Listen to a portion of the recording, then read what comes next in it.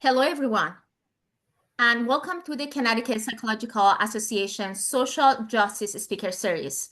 We are honored to have Ms. Bethany Rae Perryman as our esteemed speaker tonight. Ms. Perryman's talk title is The Psychology of Extremism, drawing from psychological research, real-world advocacy, and civil liberties expertise.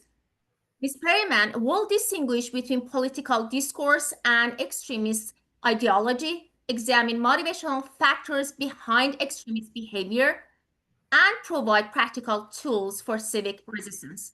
A warm welcome, Ms. Perryman. My name is Shiva, and I'm the chair of the CPA Social Justice Committee. Joining me today are our dedicated social justice members, Anne, Beth, Kyler, Andrew, and our new member, Lena. Lena, welcome.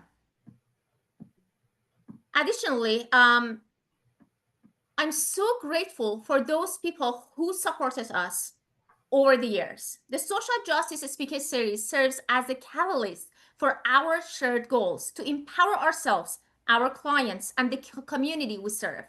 To sustain this essential work for you, we depend on fundraising and generosity of those who believe in the power of education and awareness of our biases. We sincerely appreciate all donations moving forward and are genuinely grateful to our sponsors. Your support is the foundation that keeps this vital work alive and thriving. I'm going to share with you the donation slides. And as you see here, in the platinum level, we have comprehensive neuropsychological services who donated us for the 5th consecutive year. The CPA Educational Foundation for the 3rd consecutive year.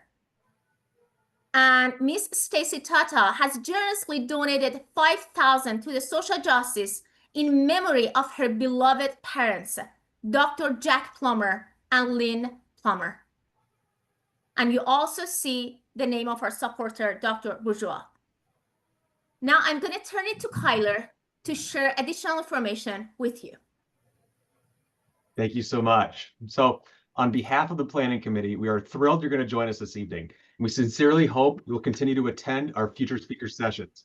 We are excited about Ms. Perryman's presentation tonight, as evidenced by so many people being here now. But as a brief reminder, the CPA Social Justice Speaker Series offers free monthly meetings to CPA members, the wider Connecticut community, and our nationwide supporters. Again, I welcome you to our speaker series this evening. So now it is my job to pass it on to Beth, who's going to present the biography of our esteemed speaker. Take it away. Thank you, Kyler.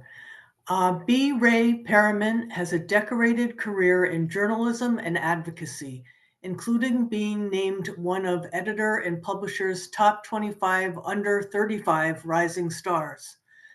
Perryman has worked with national organizations such as Drug Policy Alliance and the National Coalition for Dialogue and Deliberation, and she brings expertise in strategic communications, harm reduction, and civic engagement.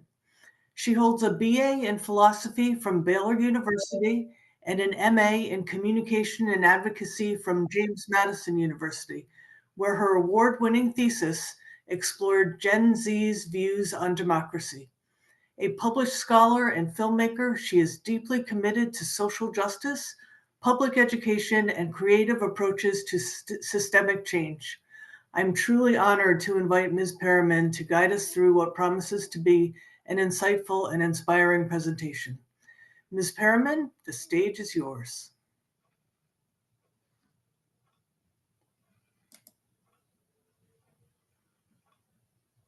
You're muted.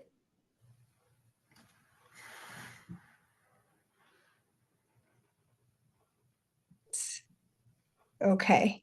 Can you all hear me? Great. And can you see the screen? Yes? Great. All right. Well, let's get started. So I can only see my presentation and a few of you. I can't see everyone.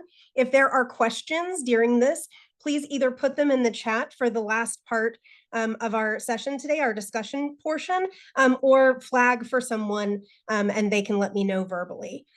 There is a PDF in the chat that will walk you through this presentation today.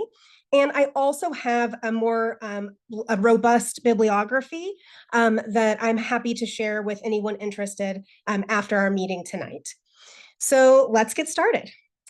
So we are here to talk about the psychology of extremism. I will note, I am not a clinician in psychology. Many of my good friends are, and many on the call here are, but I am a advocacy, civic engagement, strategic communication, and policy expert. So our agenda tonight is number one, I'll do a quick intro, although Ms. Clark, Beth, your intro was fabulous, thank you. And then an intro to the topic itself. Then we'll talk about what is extremism. We'll have a couple of different definitions, and we'll talk about some characteristics of it. We'll talk about the effects of extremism, things that we see in several different, in psychological practice, in civic life, and professionally. Then the most fun part of the evening is walking you through a case study that I was a part of. We recently in Suffield, Connecticut, I was working with the ACLU of Connecticut, and we were able to defeat some right-wing extremists on the library board. And I wanted to walk through that and what that looks like. We did so in a very civilized and principled way that was really very positive for everyone involved. Then we'll talk about, with that case study in mind, combating extremism, several strategies and several verticals through which we can talk about those strategies. And then we'll have hopefully a nice discussion section. I also have noted that the APA has put out, I think since you've had your last speaker series, perhaps, has put out some guidance on DEI, and I'm happy to talk about that. I've sort of looked through the history of what the APA did in 2017, 2018, when, sort of psychological standards were under attack then, and why that looks different now. So happy to talk about that as well. So if you have questions about that or have anything to say, please feel free, and we can do that at the end of our time together. All right, let's get started. Hello. So my name is Bethany. Most people call me B. I have a master's in communication and advocacy with a focus in strategic communication. I have a robust resume for many years. I'm not 25 under 35 anymore. That was a few years ago. And so I've been in the field of policy, organizing, and even journalism. There's a lot of civic engagement and civic life that comes with working in local and regional journalism. So I've become somewhat of a civic engagement expert. I am an award-winning professional in research, civic engagement, in editorial writing, feature writing, and journalism. And then also I'm a multi-hyphenate creative, so some fun filmmaking and things like that.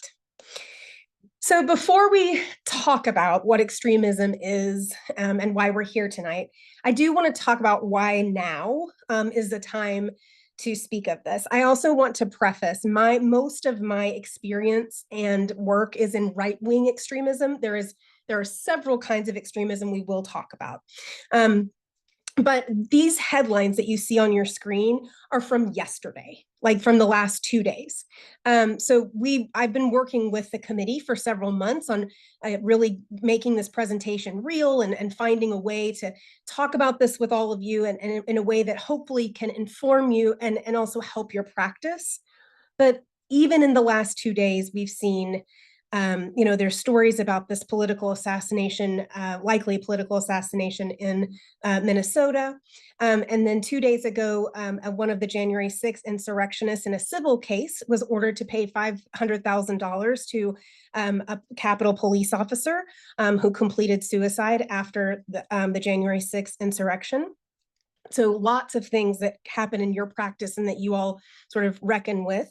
And then one of the most interesting stories I've seen so far is I don't know if you all are up on your January 6th insurrections. That's why I started doing democracy research, that was such an upsetting time. And the January 6th granny is her name, but she refused to take President Trump's pardon. And Mike Pence wrote her a letter just yesterday thanking her for her commitment to the rule of law and to really understanding, what democracy and what this country is all about and sort of changing her tune. So let's move on to what is extremism. So I have two definitions here on the screen. The dictionary definition is the holding of extreme political or religious views or fanaticism. That's a fine definition for most people. For clinicians in psychology, but then also in policy and advocacy, what that doesn't tell us, right, is extreme for who, like extreme for what types of social norms and what kind of cultural context, right? So in the bottom left of your screen, you'll see the UK government last year has expanded their definition of extremism, and this is the working one that I use a lot in my own practice. And this is the promotion of promotion or advancement of an ideology based on violence, hatred, or intolerance that aims to do one of three things. One, negate or destroy the fundamental rights and freedoms of others. Two, undermine, overturn, or replace in this case, the UK system, but a governmental system of liberal democracy and democratic rights. Or number three, intentionally create a permissive environment for others to achieve those results. So that is really a better working definition in my world of what extremism is. So that's when you see the anti-democracy folks, the January 6th insurrectionists, the Proud Boys, folks like that, if you all are familiar with those.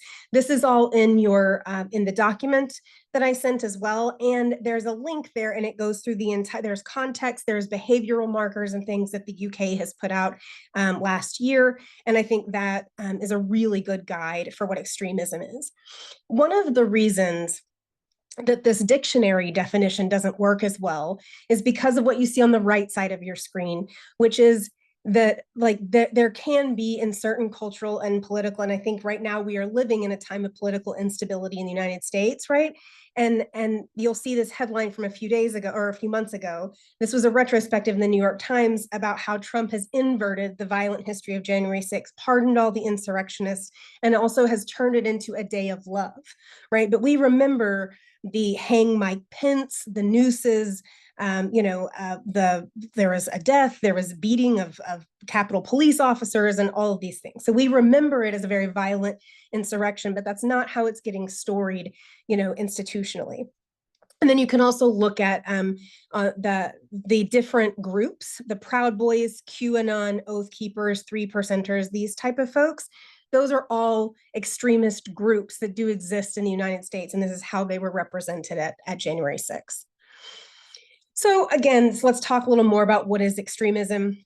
So first, what extremism isn't, right, is political discourse. Political discourse is not necessarily extremist. So just talking about politics, even speaking in a heated tone or in a sort of aggressive or, really ardent manner, right? That does not necessarily mean that something is extremist, right? Political discourse is a part of civic life in this country and is a part, there's a lot of, as you all know, as psychologists, right? There's like your physical health, your academic health, your spiritual health, your social health, and your civic health is one of those pieces of the pie, right? And so being able to have political discourse, even contentious political discourse, right, is something that we typically have enjoyed safely in America, and that has been changing.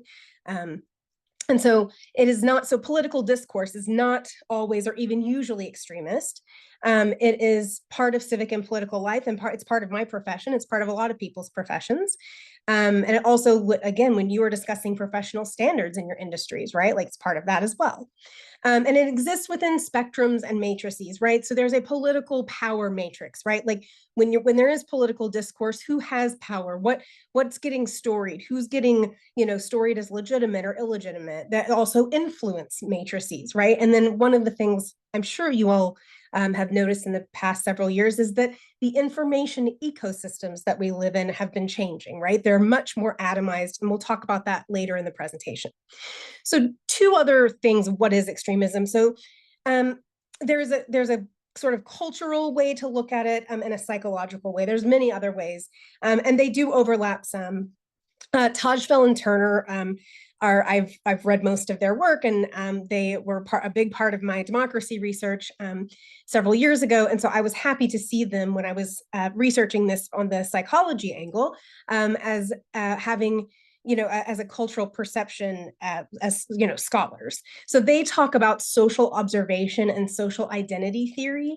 And that is basically that you can learn through social observation, right? Extremist beliefs and behaviors, right? So if you grow up in a home of, let's say, radical, religious, some type of radical religious extremist with a bunch of like guns and an arsenal, right? You might think that that's normal, and you can learn by observing how these people exist, right? And that what your culture you're in, and that can become normalized or even part of your tribal identity, right? And the cultural piece of this also, and I don't, if any of you are familiar with the Proud Boys, you'll know, it's this perceived like status, right? And this part of being part of a tribe, and part of it can be part of a gender identity or a sort of a power identity. And so that's sort of the cultural piece of extremism. There are social exclusion. There's a book that came out last year about, it's linked, I think, a couple of times in the document, called Exclusion and Extremism, A Psychological Perspective. And that really talks about how cultural exclusion and social exclusion can really sort of, feed into these extremist narratives. Before we talk about the psychological theories, I do want to note that radicalism, there's a lot of different terms, right? There's like a terrorist, an extremist, a violent extremist, a radical is not necessarily an extremist and is not necessarily violent, right? Now, de-radicalizing extremists is a practice, and we will talk about that. I'm sure many of you have had to do some of that in your psychological practice. But just so you know, like a radical is not necessarily an extremist. And I think that's really important. Those definitions and that rhetoric is really important in what we see in political rhetoric and who is getting, storied as violent or nonviolent these days. So just something to sort of think about. Also in the social theory and the cultural piece of it, I've included in the document on page 2, the Australian government's Living Safe Together document. It is fabulous. It talks a lot about different types of extremism that folks in Australia have seen over decades, and about how civic life and inclusion, right, is a really good antidote to that. And there's some really wonderful tips and just ideas about how to organize your society that I visit often in my practice. So, so moving on to the sort of psychological piece of it. So that's the culture and the political culture piece.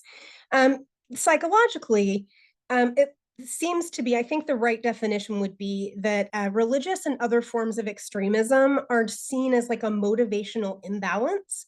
So the motivation is the defining psychological factor there. So that might involve cognitive distortions and some processing issues. You all are much more storied and read on that than I am, but it is believed to be a biological response to a life or death situation that gets sort of implanted or overlaid onto an existential situation. So one of the reasons that people get in their mind that their extremist, ideologies are the right way or the one way or whatever, the way that it should be, right? Especially if you think about religious fanaticism and extremism, that might be helpful to think of it through that lens. It is this sort of fight or flight, life or death response that then becomes this imbalance, this psychological imbalance and a motivational imbalance. So I am from Waco, Texas originally, and went to Baylor University. So I grew up at the same time as the Branch Davidian compound was happening in the early 90s. I don't know if any of you remember that, but there's many documentaries and miniseries and all these things on the Waco tragedy. And the children that died in the Branch Davidian compound, there was a fire, an explosion, there was guns, they had, it was a real religious fanatic compound, and we drove out there to see where it was. When I was a kid, I remember that the children that died in that were my age. They obviously were taken out of school, so I never knew any of them personally, but it was very upsetting at the time. Like, it was one of the first sort of understandings of what was going on was this religious extremism. So I've really seen this my entire life. So one of the ways that we can de-radicalize, and especially psychological clinicians can de-radicalize folks, is by parsing their need for significance, right? And you really see this with the January 6th folks, right? A lot of these folks, they obviously want to be involved in, they want to do something cool, they want to be involved in political life, right? But they are sort of being led by these people that tell them to go destroy the Capitol of the United States, right? That's not anything that I mean, to us, I'm sure that sounds ridiculous and extremist, but there was, there were thousands of people, involved in that.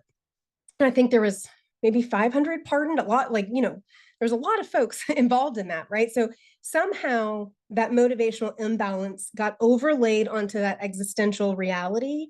And the way to de-radicalize them is to really parse and pull out, why does this make you feel significant? Where are other places you can feel significant?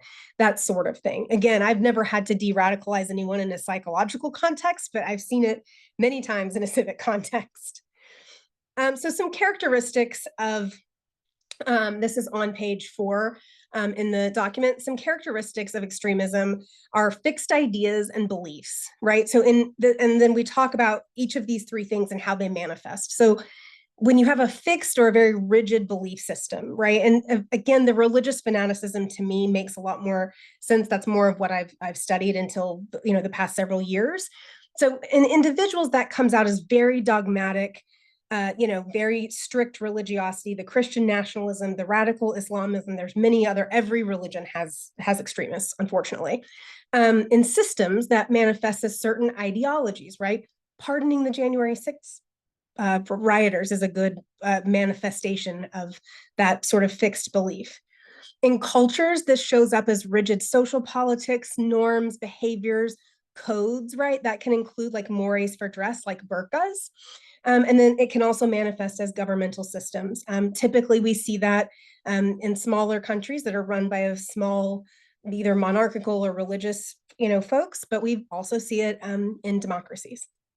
Second characteristic of extremism is there's always a social component. So with individuals, it typically is a way to alleviate social isolation or searching for that in group where they can identify into a group, and identifying in with the outs, right? So the radical extremists, they see themselves as forlorn by society, and they've been moved to the margins, but they at least have each other, right? And that we see a lot of that. That's how those groups form.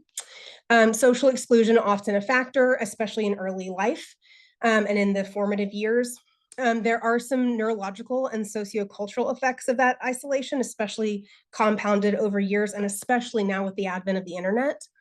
And then again, those social groups, they create their own media environments and their own sort of echo chambers, and that magnifies, especially now due to the atomization.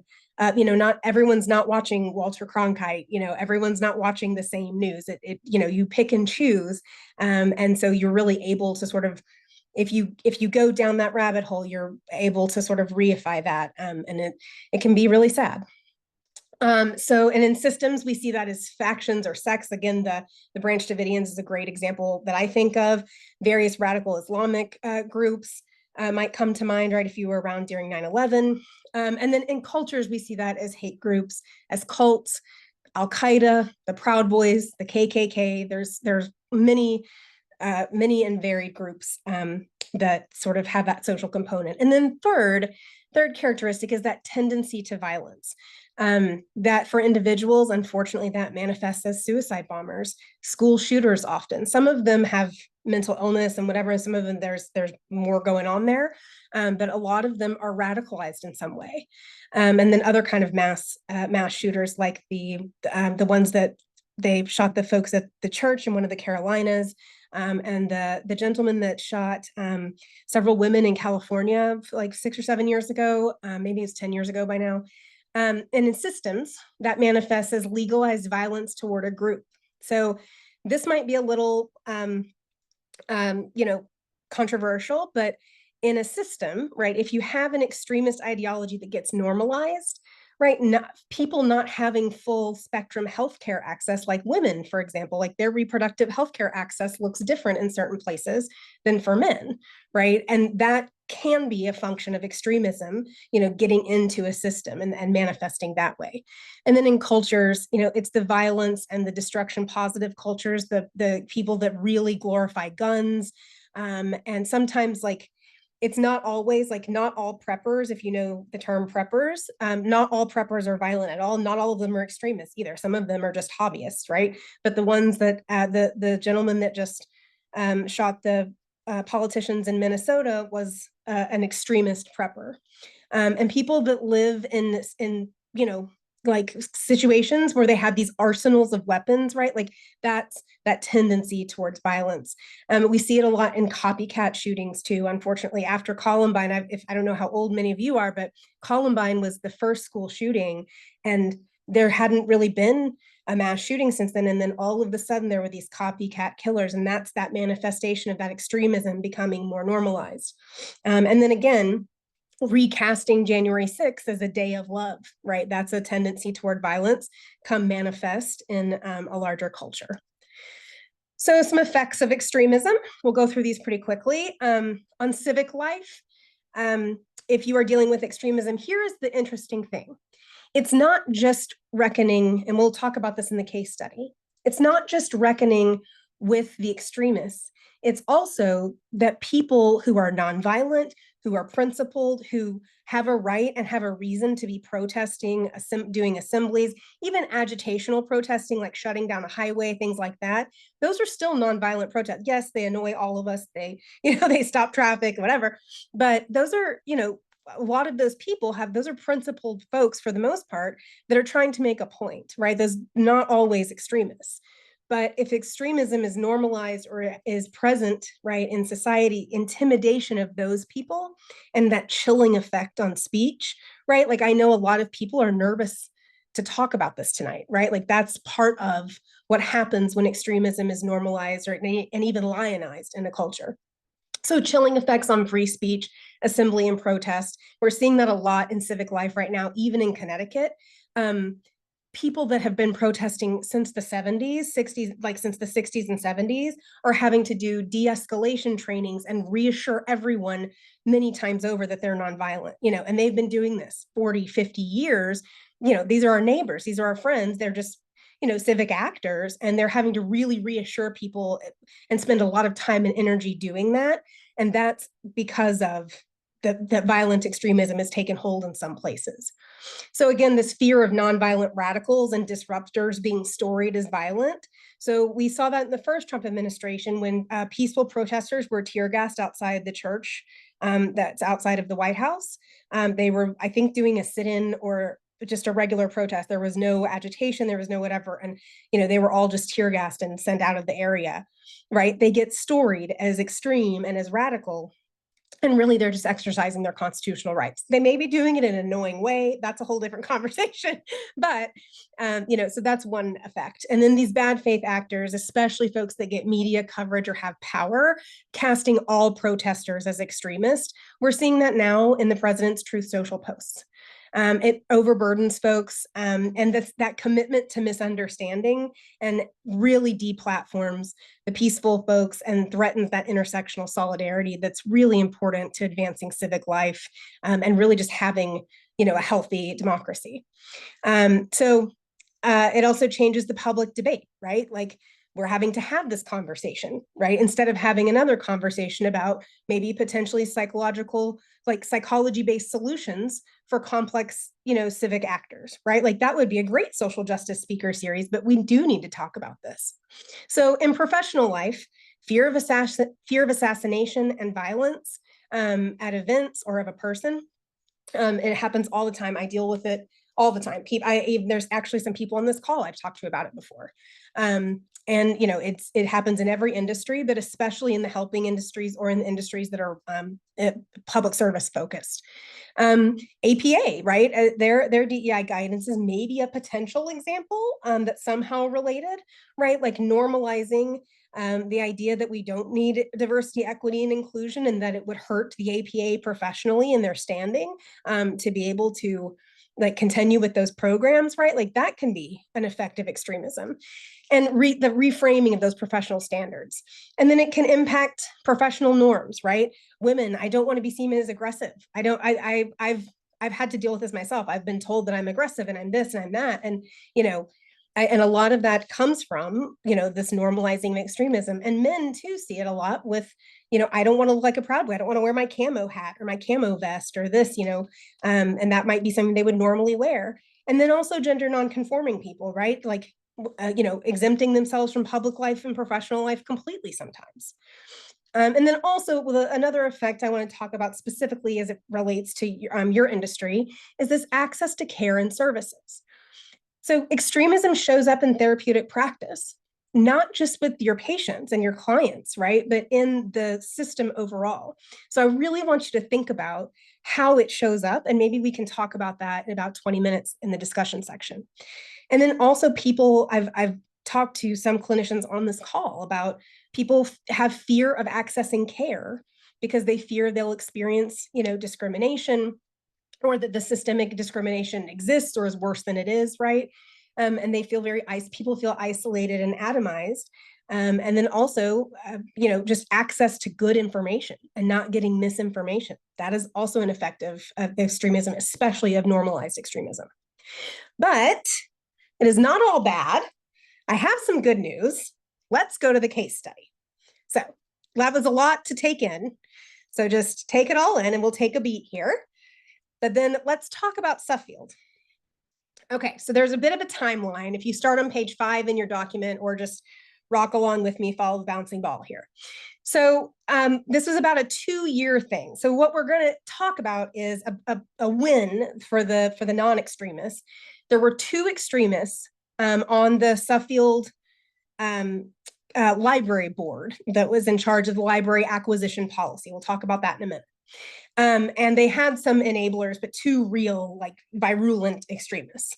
I do think they're likely still on the committee. I'm not going to confirm or disconfirm that. But what happened in Suffield was just fabulous. A lot of people in Connecticut, in my world, kind of Suffield, Infield, that area, they kind of write it off. It's rural, it's small, it's, it can be right of center, it's a lot of things. And some folks, that bothers some folks. But the people of Suffield, Connecticut they're about to give you a breath of fresh air. So here we go. So in 2023, this is when we first sort of understood that things were going on over there. The former library director left and said it was due to someone that had been there a long time, said it was due to political interference from the Kent Memorial Library Commission. And there was press about it in the state press and everything else. In 2024, there was more staff turnover, reports of low morale, and just sort of like, we know this isn't going great, but but sort of where do we go from here? And then in 2024, there was further stacking of these extremists and their enablers on the board. And at one point, there was really only 2.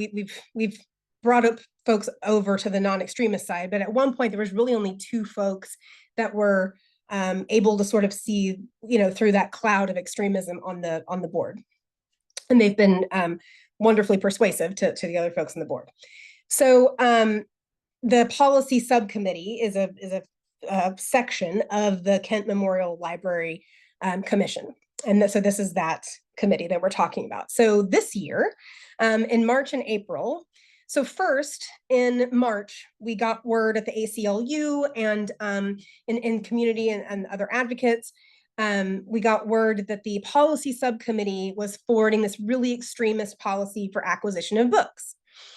So advocates, including myself, got together and we talked about what we were going to do and how that was going to go. And the entire driving force of this was the people of Suffield, right? I'm in Hartford at the time. I'm not going to just go to Suffield and tell them what they can and can't have in their library. That's even worse than an extremist in some ways, right? And so we had advocates, freedom to read advocates, and LGBTQ advocates, because they're very in tune to the book bans nationally. Really kind of decide how we were going to galvanize people. And it was the teachers and librarians in Suffield at the schools and everywhere else that really were able to get everyone together. So the other good news was extremists don't tend to be the most academically inclined people. So the policy was not written very well. And so that was a great thing that we, were able to parse through.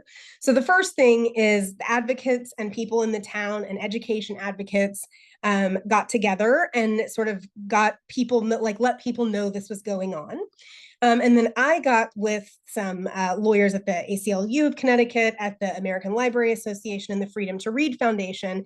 And I went through the policy line by line and rewrote it and had some things. And there's a link and document on the top of page 6 to the letter. There are some choice words in the letter for certain people that the acquisition policy was trying to make it as though certain books that had LGBTQ characters or themes were inappropriate for children, even children's books, like written for, elementary school children, were trying to say that it was inappropriate. So we were able to go line by line and sort of beat that back on the policy and advocacy front.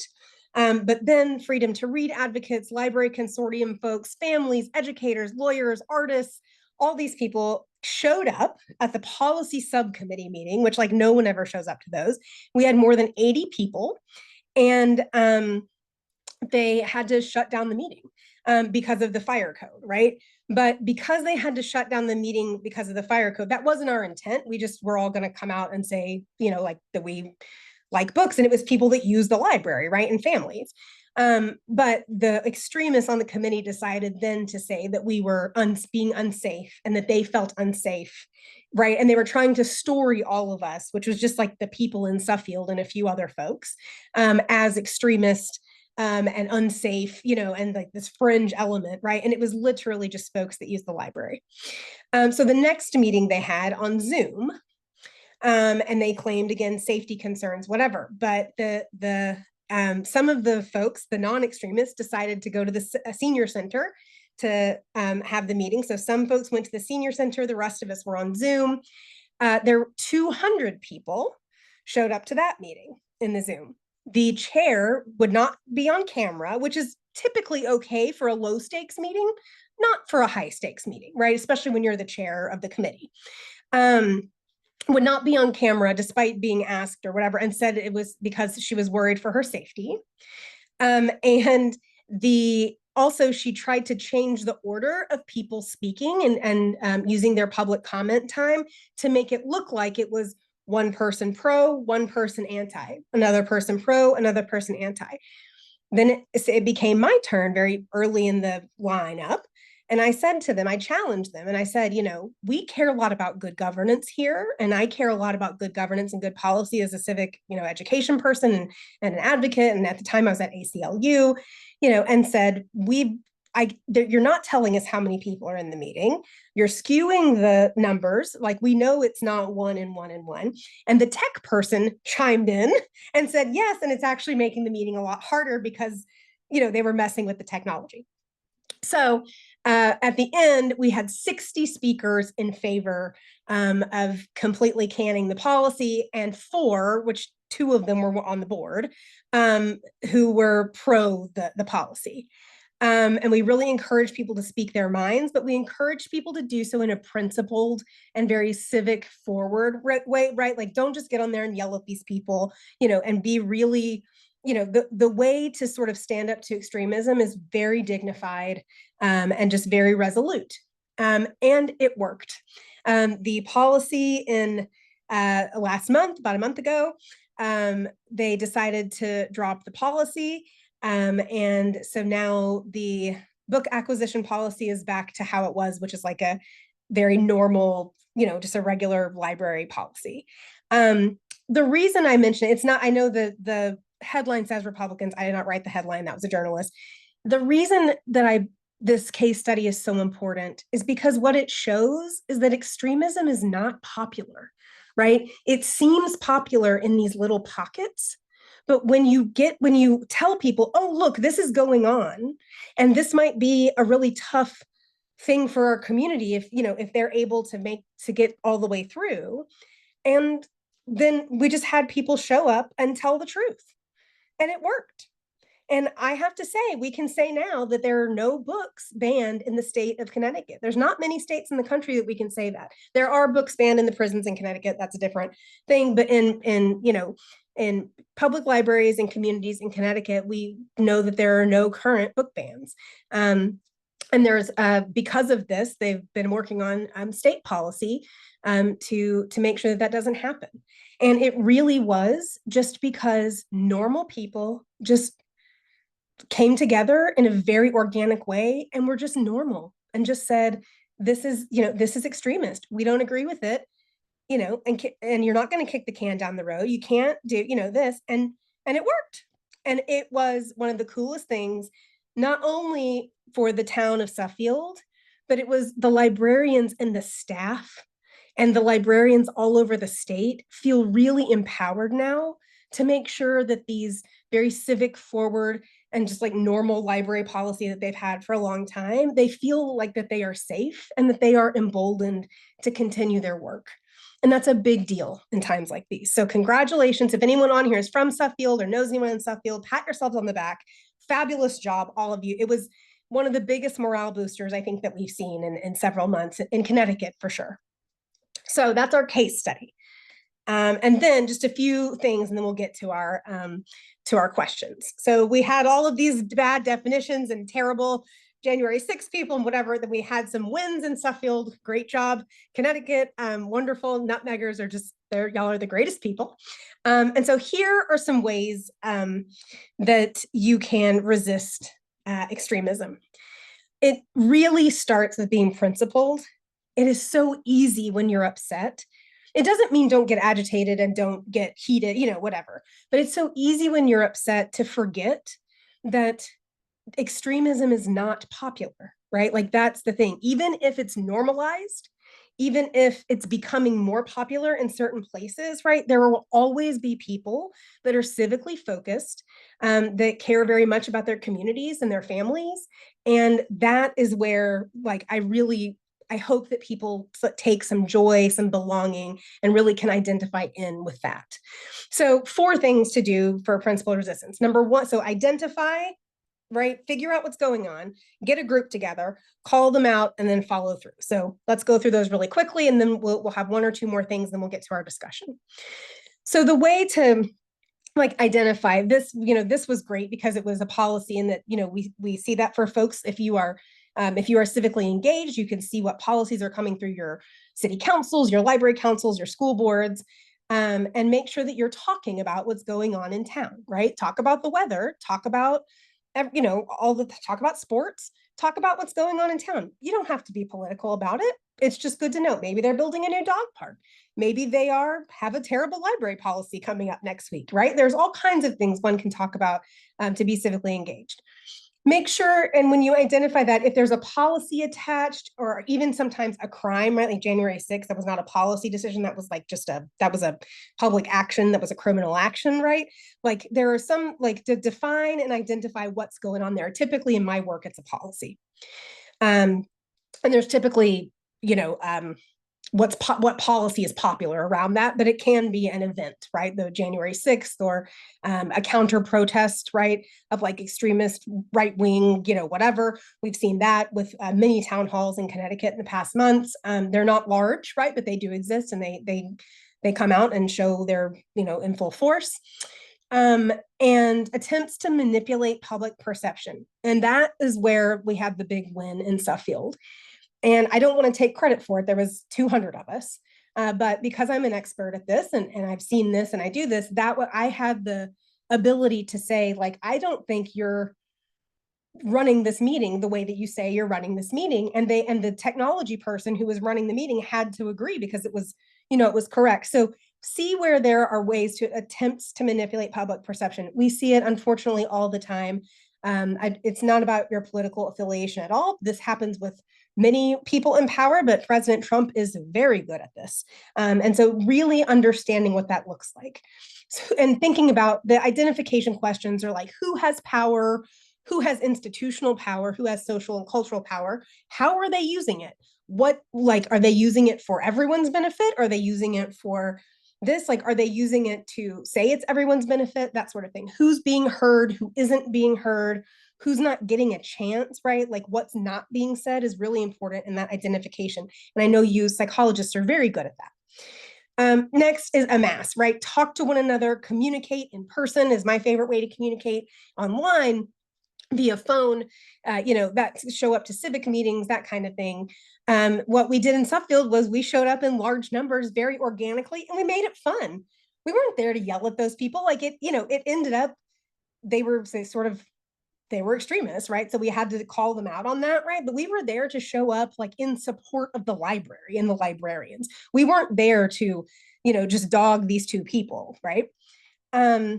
And intersectionality and inclusivity is very important, right? Try not to have a clique, right? And also this is where civic engagement, right, is more important sometimes than political engagement. A big tent is the best way to win. Like this in Suffield. It wasn't about politics. It was about extremism versus the regular everyday people that use the library. Number 3, call it out. Call it out in meetings. Call it out in, right? If I'm doing something extremist, call me out here in a few minutes, right?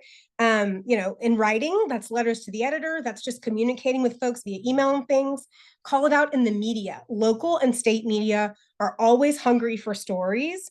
And it's not that they're looking to exploit. They want to know if there's a community narrative, right? Like there was a community narrative there in Suffield. That's why we got all that press. And then who are your best messengers, right? Who needs to be heard, who has like pull, and know your audiences. Sometimes that's advocates. Sometimes in the case of a violent extremist, it might be someone that is an expert in psychology, right? So like there is a time where you might be the person that needs to do the call out. And then follow through. Communicate as a group, have very transparent communication. One of the things I love about this group is you all are very transparent crew, and it's wonderful to work with you. And that's exactly how to make sure that you have a healthy system and a communication system and a healthy sort of policy and advocacy system. Inform people and then encourage knowledge sharing. That's why I'm so happy to be here tonight to talk with you all about this. Not because we scored a win in Suffield, haha, bad extremists, right? But because it was so easy, and it was because people just showed up and were people. That's a wonderful message in this time. Like it feels like such a divided time. We just had the whole town show up and do their thing, right? Like that's a really great message to be able to send. So I'm grateful to be able to knowledge share, and I really encourage you to do as much of that as possible, especially with clinical standards and things. You all are going to have to be communicating. I'm sure many of you know that from other anti-science administrations. And then keep in touch. Monitor the situation, see what's going on. I talked to folks on the board, I talked to librarians, I talked to advocates, I talked to one yesterday, right? Just to see what was going on. Nothing, no agenda, no nothing, just see what's going on. And that's a really great way to encourage that principled resistance. Last, and then we'll get to our questions, combating extremism. I think we've kind of gone over this throughout the presentation, but let's put it in print here. Personal, in your personal life, right? Dedication and study. I tell everyone to read Timothy Snyder's On Tyranny. He's a Yale professor, and well, he just moved to Canada, but read things that are I know Kyler, I think, has read that one. He's like showed it in the group before. So I really encourage folks to read things that really challenge you. And also just making sure that you're keeping your mind going, right? Keeping a dedicated study, even if it's just clinical things, right? Just making sure that you really are able to access that higher order thinking. Identify your values. Know what gets you out of your house to protest. Know what gets you to send an email to your practice group. Know what gets you, know what kind your values and know what your line is, right? And many people that had never protested ever, but use the library all the time in Suffield just showed up because they want to be able to use the library in a really sort of normal library patron way. And then practice, and exposure therapy is really important. A lot of people are scared to protest or scared to use their voice or start a conversation even just about civic life, not even about politics, right? Practice that. You all know exposure therapy better than I do, right? So just practice that. And then, accountability. Nobody's perfect. We always, there's a lot of give and take here, and everyone's learning at the same time. So make sure you're accountable to yourself and your community. And then this is my big psychology thing, right? make sure that whenever you're responding to something that seems like an extremist attack or whatever, to be in your parasympathetic nervous response system. If you're in your sympathetic nervous response system, you might get inflamed and you might be in fight or flight. And that's not a great way to sort of combat extremism. You want that smart, cool-headedness. Professionals, very similar. Clinical interventions, that motivational imbalance and talking about that where social status and those types of things come in with your clients. Seek counsel and community, come to meetings like this. Be inclusive and, really communicate and have solidarity with other professions. I'm an advocate and a specialist, and you all are psychologists. This is that solidarity, right? And make sure to maintain that balance, right? Extremism is a motivational imbalance. So maintaining that balance is really important. And then always reach out to specialists and lawyers. There are many and really wonderful lawyers that help therapists and psychologists. So make sure that you have that professional community. Last but not least, civic, how to combat extremism. Just do what we did in Suffield. It worked. There you go. Everything's fixed. Just kidding. But, assemble, make sure that you are intentional and intersectional with the folks that you include. Have a community-based orientation versus insular, right? Like, you've invited me to come speak to you all. That's a great practice of that. Protesting or making your voice heard. There's many ways to do that. We can talk about that if you've got questions. Coalition building, again, that big tent. It's not about a political party, right? It's about being, and that's why I like to say it's pro-democracy. It's not anti-Trump, right? Like, it's not about, it's person agnostic. It's pro-democracy. That's the biggest tent you can have. You got everybody in the country in that tent, mostly. And then have conversations, lectures, just things like this. And then I'm not afraid of positive agitation, and I don't think you should be either. It does take practice, and it does take to make sure that you have a community behind you, right, that has your back, because folks will say things, but positive agitation is good. And then last but not least, I don't love this thing, but where appropriate, public shaming does help. Right. One of the best things that happened after January 6th was veterans, like military veterans, were very vocal about, how those folks acted, like at what we call the chapel of democracy, right? Like at the Capitol, like the noose, the hang Mike Pence. I mean, that is not positive agitation, right? Like, that is violent. That's awful. And it was really great to see, some of these old guard, old military guys come out and go like, that's not the kind of country that that kind of thing. So that public shaming, where appropriate, very, very, especially with psychologists, like, be very careful with that, but it does work. And I mean, I think that's it. I think we've solved all the problems. So why don't we move into discussion? I'm going to put these guiding questions in the chat so that I can stop sharing my screen and see you. But one of the questions I have for you all is to talk about any de-radicalization that you've had to do in your own practices, and like if that is something you all have come across. And then I know that folks are probably wanting to talk about the APA. And then again, any questions on the presentation, of course. And then last is my question to you is, how can people in my field better help people in your field? That is something that is really important, that professional and civic life, and making sure that we all are talking to one another and working together. That is how we move forward. And that is how we de-radicalize violent extremists. And that is the presentation. So let me see if I can stop sharing my screen here. Great. Thank you so much, Ms. Perryman. That was a great presentation. So let's see what our participants will say.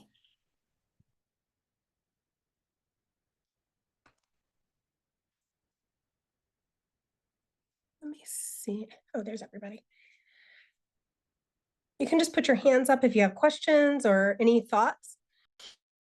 Or if I missed something, if I way missed the mark on something, let me know as well.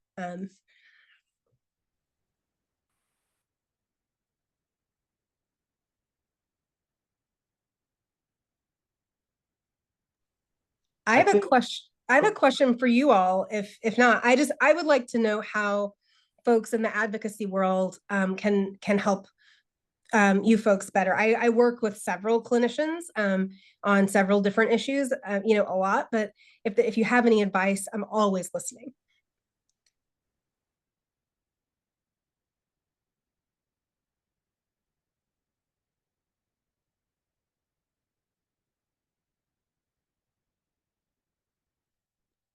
I think before Can, somebody, oh, okay, Oh. sorry. yep, Candace, okay, you got it, you got it. So, Candace? Oh, you're muted. I could go ahead and ask to unmute for you. Okay, I got it. Yeah, I'm in thinking about this beforehand. I'm reflecting on some private practice clients who share some pretty extremist ideas, and my feelings and what I've decided to do about my discomfort in that practice of psychotherapy. I decided to approach it as an experiment in de-radicalizing, not by talking about our differences, but by doing plain old psychotherapy with the goal of helping the person to improve their life. And so far, the results are not in, but it looks to me as though the extremism relaxes as the person feels more in control, more happy with simply the state of their personal life. The extremism is moderating. And that's a very different arena from what you're talking about in public life. And it's a different approach. It's not using persuasive conversation at all. Mostly we stay away from that because it raises defensiveness on both our parts and doesn't seem to be helpful. So that's kind of a long comment on a different take on extremism. I mean, as an advocate, we see that a lot. One of the best things we can do is get trauma-informed training. And, again, I'm not a clinician, but I try to sort of in like regular conversation, I try not to use clinical terms, but helping people integrate their identity, because that imbalance is typically something is just way off, kilter there. And that's the thing that just when I work with people individually or in small groups and do sort of and make sure I use the trauma informed training that I've gotten from I think several of y'all on the call, and that is that integration piece is a really good. It's another reason that I am so adamant about inclusivity and intersectionality in coalitioning and in public life. Is another. It's like another chance people have, right, to practice that integration. Nobody talks about it in those terms, but folks like you all, but that's what we see in groups like that. Thank you so much. That's a very helpful comment. Christy. I was waiting for my hand to go up. It's supposed to recognize gestures. First, I'd like to say this is just lovely to have a non-psychologist talking to us tonight, because I think we get so comfortable in our method and in our expectations about how these presentations will go and the conversation that we'll have. And I think it's good to hear you, to hear your pace of speech and the language that you use, which is really different from what we typically use.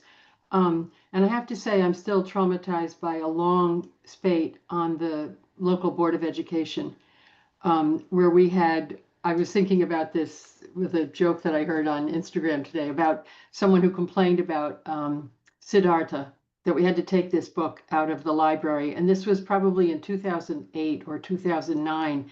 And during the break in the board meeting, everybody was looking up the page to find out what was really offensive, because all of us had this sort of older, vague memory of what was in the book, but it was going on then. And I think, one of the things that's really interesting about us as a group is that we tend to be extraordinarily private, and being in public spaces and making a public statement or taking a public stand is a step into an arena that isn't, when it's not about psychological issues, something that isn't ordinarily as comfortable for us as our, these are the resources, these are the definitions, these are the references that we're going to make. These are, we know how to do that thing, but to do this thing, and the times call for it, I think is unusual territory for us. So I'm glad to hear you and hear your advice about these things. But I also think that people are justifiably frightened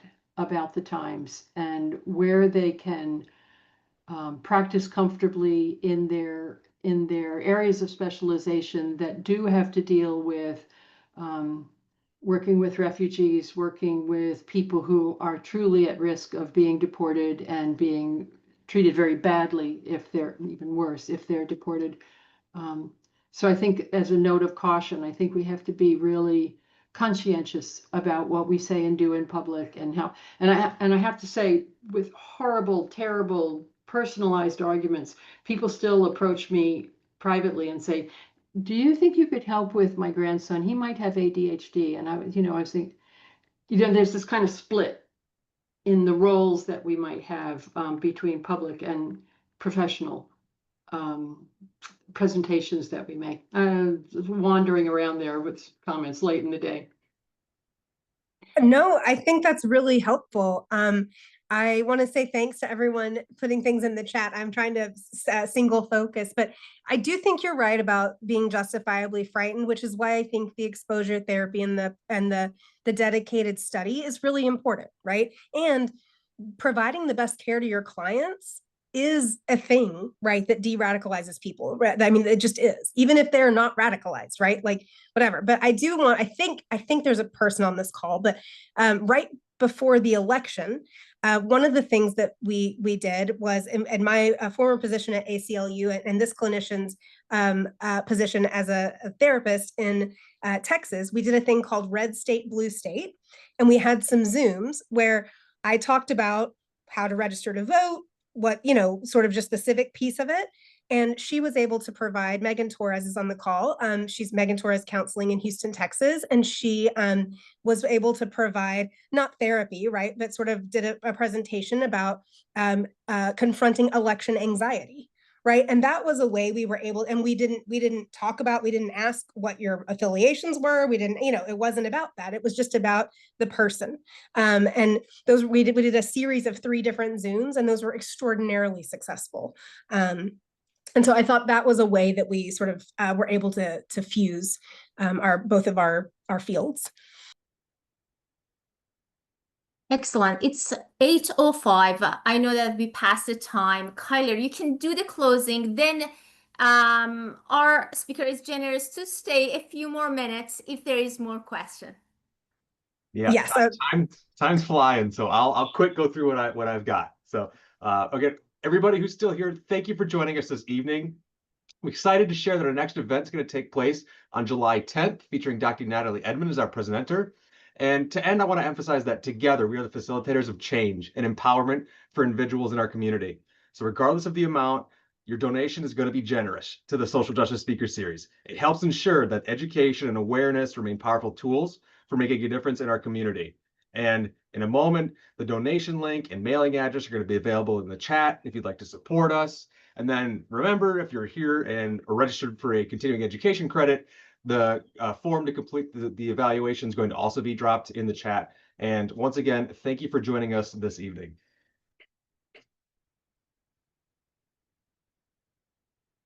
Thanks again. Thank you so much, Ms. Perryman. So we are going to stay here for a couple of more minutes if there is any additional comments? There is one on the chat. Can you speak about the APA if you have a moment? Is that right, Kyler or Andrew? There are very many chats, so I've got to scroll through it real quick. What I understand, and feel free to chime in, you all are the experts, but what I think happened in the first Trump administration, and again, this is not an anti-Trump thing, right? This is a sort of how these things manifest in systems.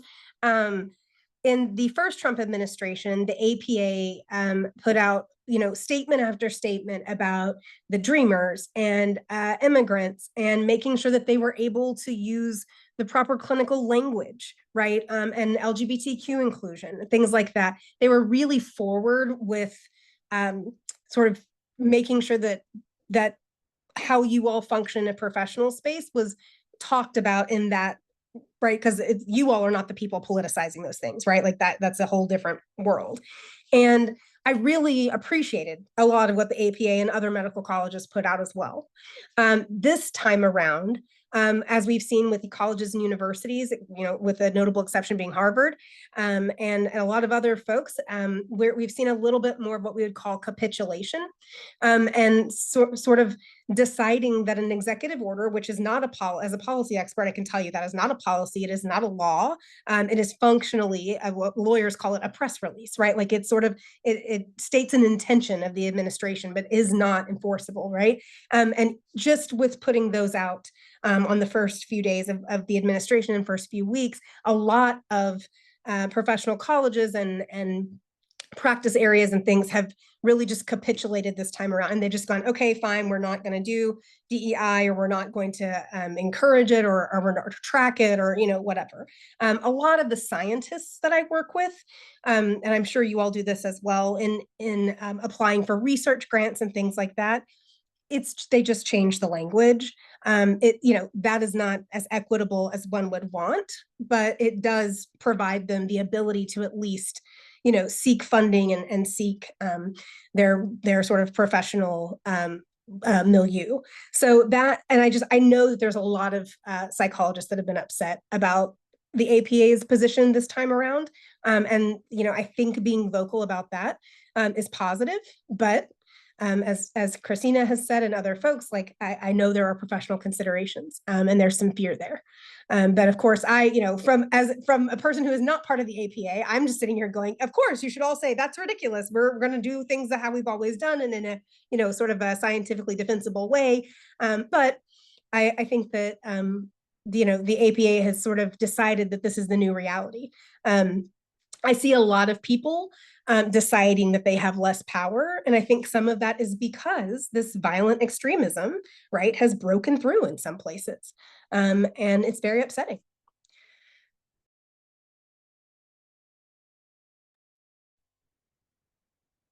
Thank you. It's 8:09. So we really appreciate you participating to tonight's meeting. And if you have questions, feel free to send emails. And then if you want to have more information from Ms. Perryman, we can make this connection between you and her. Have a wonderful night, everyone. And thank you again, Ms. Perryman. Bye-bye. Thank you all so much. Take care.